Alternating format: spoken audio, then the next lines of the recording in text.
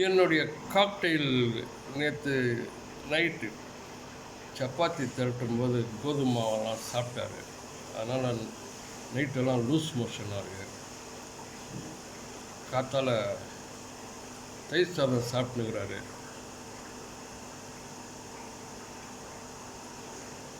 நாங்கள் தினம் என்ன சாப்பிட்றோமோ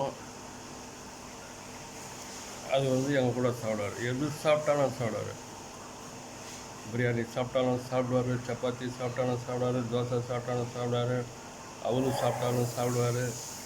எங்களுடைய பிரேக்ஃபாஸ்ட்டு, லன்ச்சு, நைட்டு டின்னரில் இவரும் எங்கள் குடும்பத்தில் ஒருவராக இருந்து எங்கள் கூட சாப்பிட்டு மகிழ்வார். அவருடைய தீனி